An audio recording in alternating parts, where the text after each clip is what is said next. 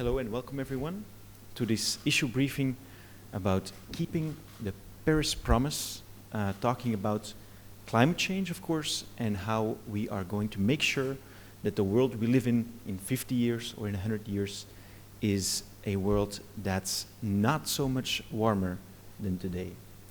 I have two distinguished guests to speak about this topic today. My name is Peter Vanham, US Media Lead at the World Economic Forum, and next to me are Leonardo Beltran, which is the Vice Minister of Energy Transition of Mexico, and Joan Clos sits right next to him, and he is the Undersecretary-General and the Executive Director of the United Nations Human Settlements Program, also known, of course, as UN Habitat.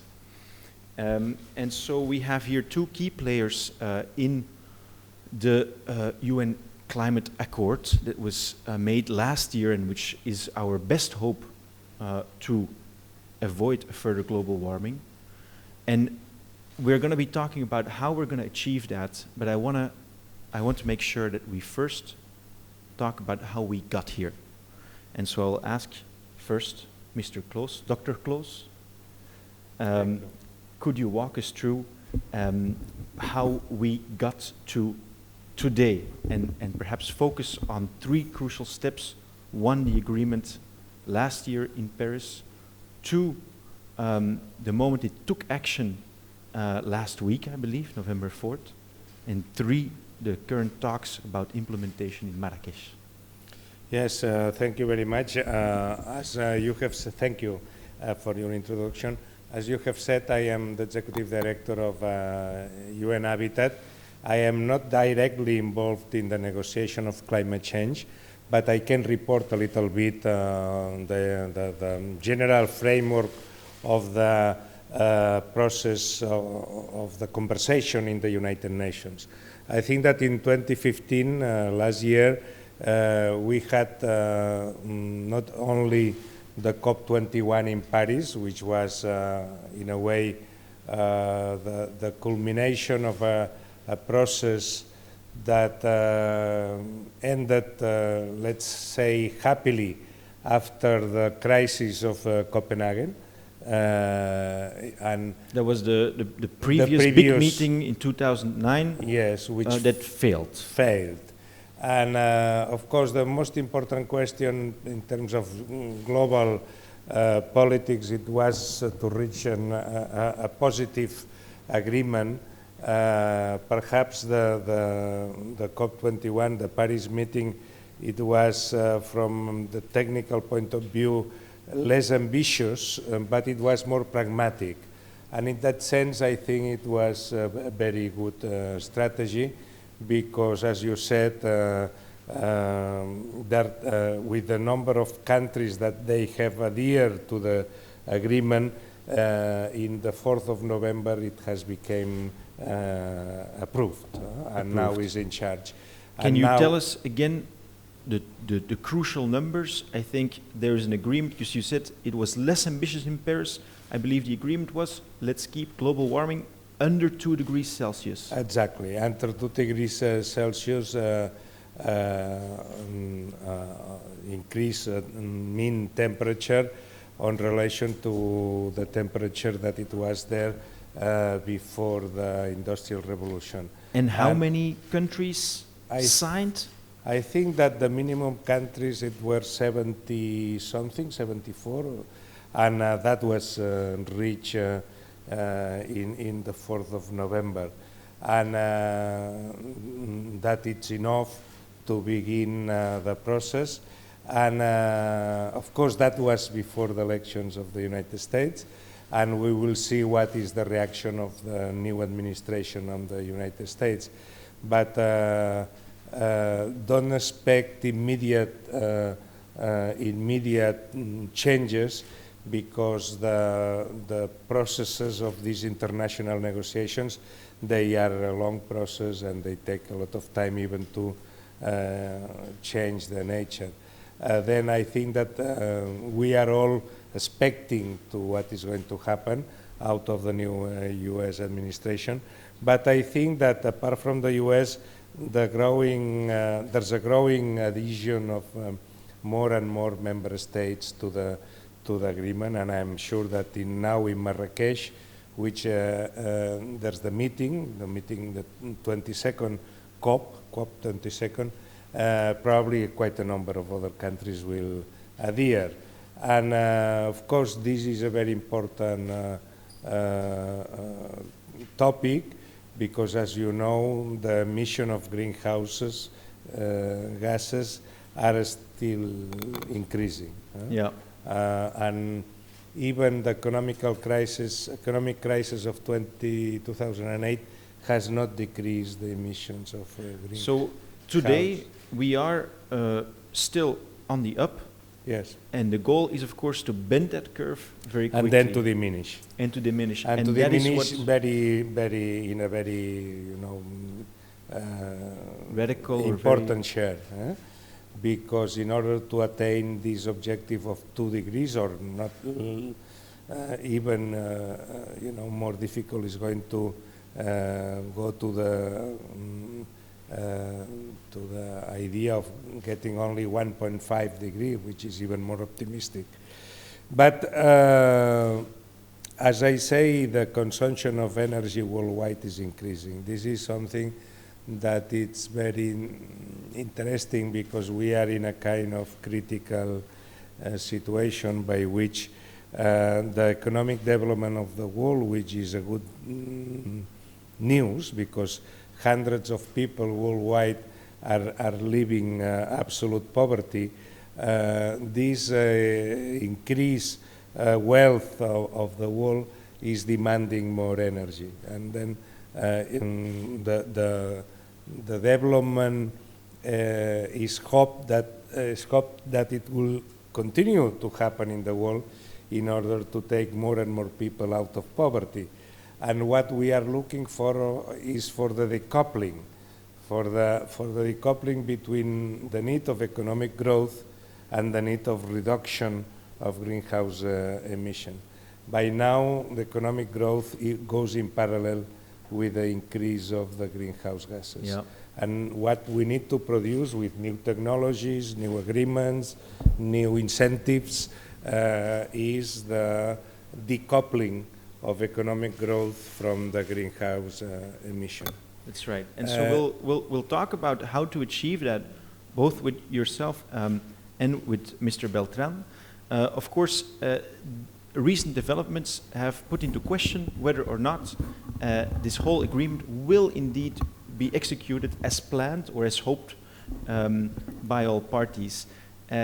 Last year, the crucial agreement seemed to have been between the United States on the one hand and China on the other hand.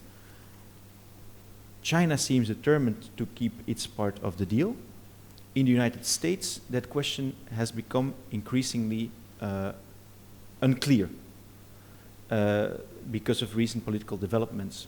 Let me ask you, Mr. Beltran, how important is it that the largest countries of the world, such as the United States and China, do their part in achieving this deal? How important is that to getting to success?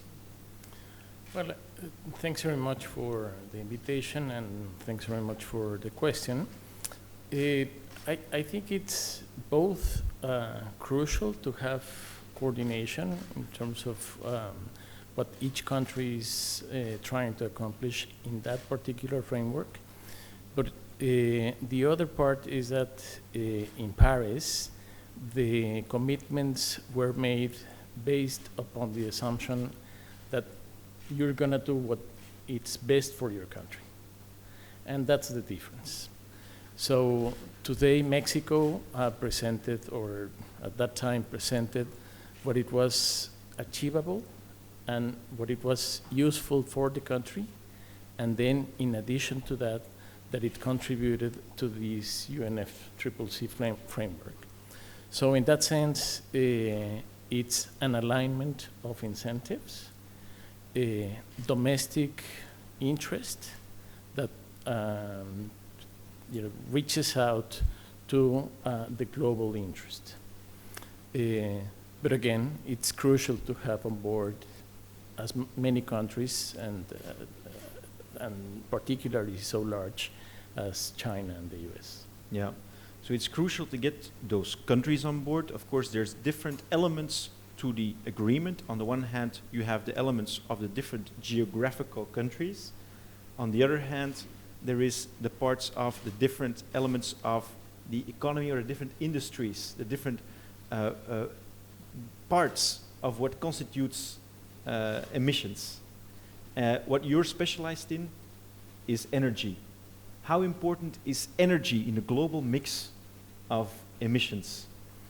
Well, in terms of the world emissions, it's around 2/3 of global emissions, the energy sector.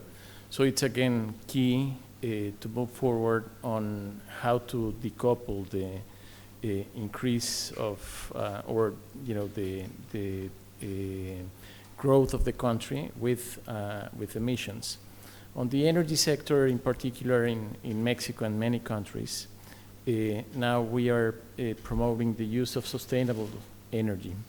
And in particular, it's how do we use it, but also how can we improve efficiency, how to be more productive in terms of energy usage.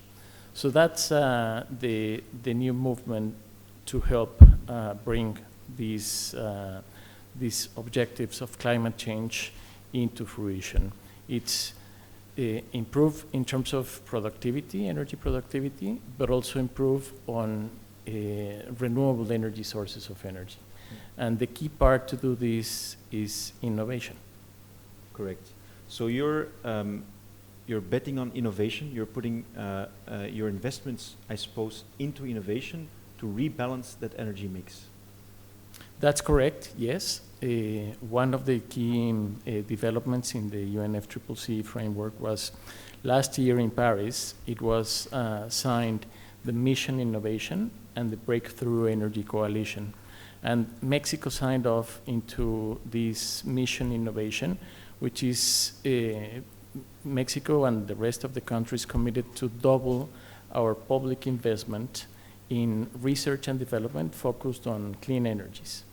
And the Breakthrough Energy Coalition, it's a group of private companies that will put forward $100 billion to promote investments in clean energies. Yeah. So you are basically moving towards more clean energy. Of course, you have a part of your energy producers. I'm thinking of the National Oil Company, which is focused on another type of production of energy. The same is true, of course, here in the Middle East, where a large part, or the most important part of energy production, and even of GDP, comes from production of oil. How do you balance those two interests? On the one hand, of an economic sector that's very important to a country, such as oil, and on the other hand, the need and your wish to move towards more clean energy on the other hand? Well, I think, for producing countries, it's key to improve productivity of energy. So in that sense, you can still use traditional sources of energy, but being more productive and being cleaner.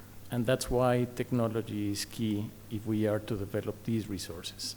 For instance, you can produce energy with coal or with oil, but if you use carbon capture and storage. So if you use carbon capture and storage, you can still have a fossil-based facility and continue to comply or contribute to reduce greenhouse gas emissions. So that's first. Is that the choice that you make to say we are going to continue to produce energy by means of oil, and in order to not have too much gas emissions as a consequence, we choose for the option of carbon capture storage? I think are three elements. For Mexico was the effect that we are having domestically because of the energy sector. So in terms of the domestic policy for energy, it's how do we change and be more productive on the energy usage, and how do we promote sustainable development. And that sustainable development has the dimension of greenhouse gas emissions. How do we decrease, from the energy sector perspective, our environmental footprint? So if you expand that into the international arena, the commitment of each of the countries is not to ban the use of our domestic resources, but how can you use these resources in a sustainable fashion and contribute to the development of your country? And that's exactly what Mexico did. So the energy reform was to promote energy productivity. How do we increase production of our resource endowment? But we increase the resource and we do it in a sustainable fashion. So now we have 2 specific commitments, 2 specific targets on clean generation and the sustainable use of energy. And the clean generation includes, and as is in many cases, that assumes that Mexico will grow in the next 2030 up to 2050. We will double the size of our economy, and we still have to augment the use of energy, perhaps not at the same pace as we were doing business as usual.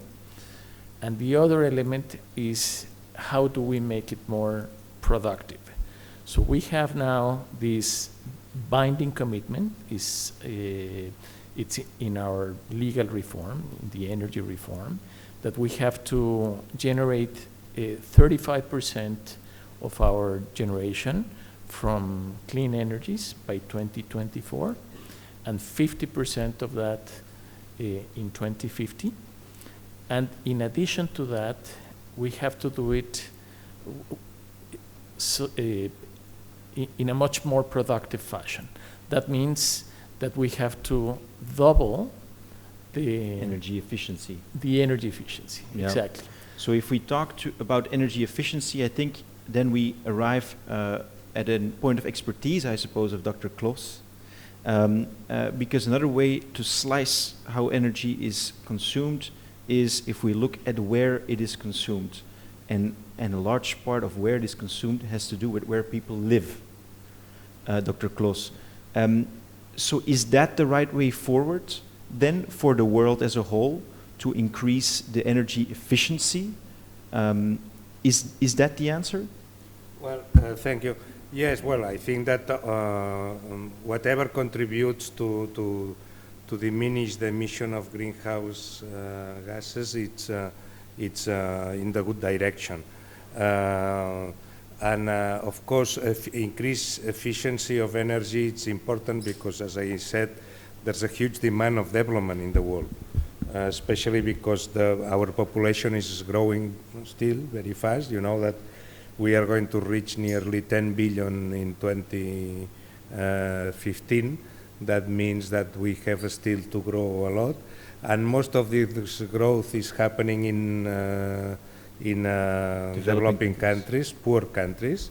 That means that those countries are the ones which are urbanizing fast. This is the ones which need more growth. And then this is where the consumption of energy would increase the most. By now, their share of the worldwide energy market is irrelevant.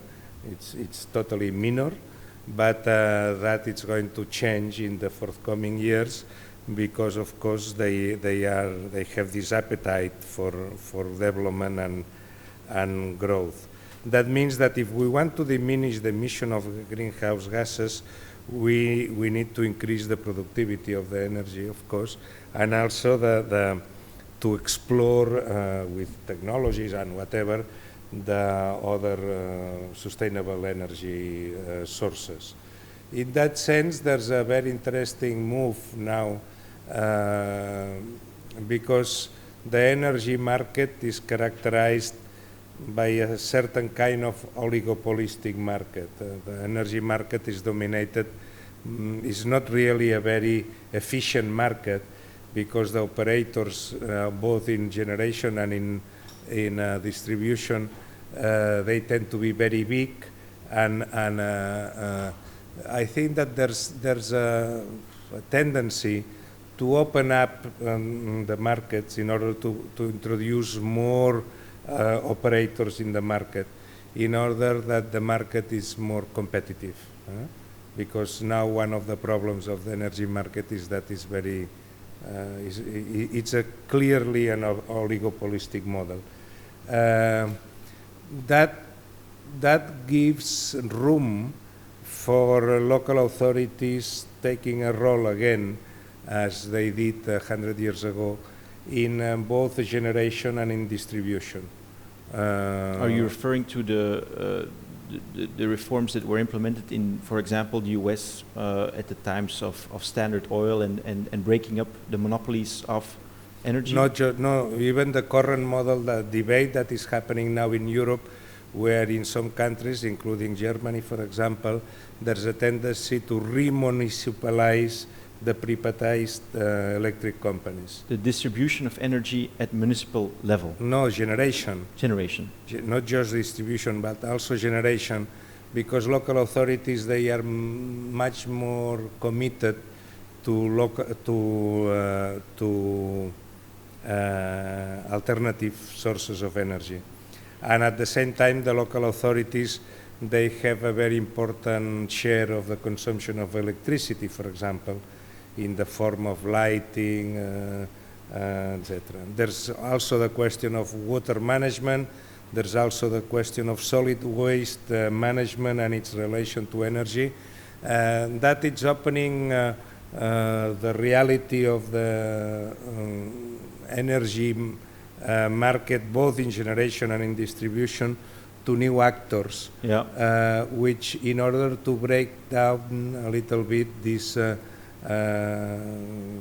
this market, which is characterized by very few operators, both in generation and in distribution. Let's bring it down perhaps now to a level that we know, which is we are here in Dubai. We talked about the world level, and we talked about Mexico.